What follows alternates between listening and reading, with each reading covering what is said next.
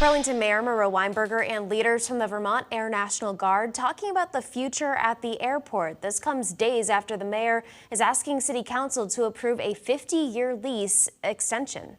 NBC5's Amanda Martin Ryan is live at the airport with more on the conversation going on and why some community members are hoping it leads to a long-awaited change. Amanda.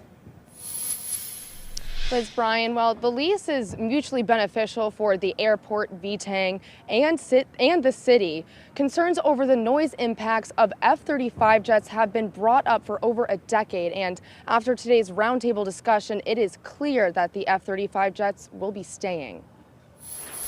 This is a good opportunity to have those discussions and make a better decision. Leaders of the National Guard continuing to work hand in hand with city officials, solidifying their partnerships with each other and the airport during the roundtable discussion. The next important step in ensuring the mutual success of Burlington, of our airport, of the Vermont Air National Guard, and of the region. But Colonel Roseanne Greco, a veteran of 30 years, wants the discussion to open the door for an even bigger conversation. If they are people of integrity, and I know our elected officials are, and they know there are other options, and there are, they should do the right thing now. Greco's main concern, the health impacts of the noise created by F-35s, have been echoed throughout the community for over a decade. But VTANG says the purpose the F-35 serve is too crucial to get rid of them. The F-35s, and like the F-16 you see behind me, that is our main federal mission at the airbase here, is to fly and train and be ready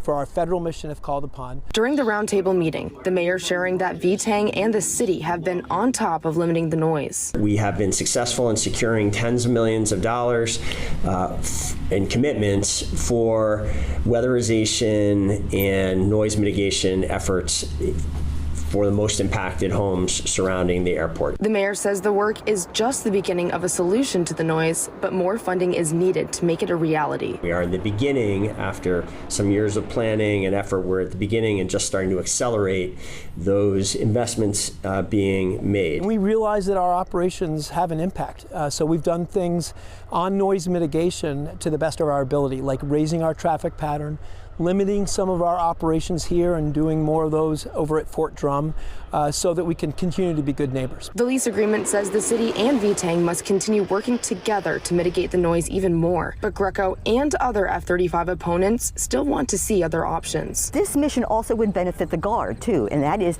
to request the Air Force to replace the F-35, a fighter bomber designed to kill, with a transport aircraft, a cargo aircraft, especially one that has a medical mission.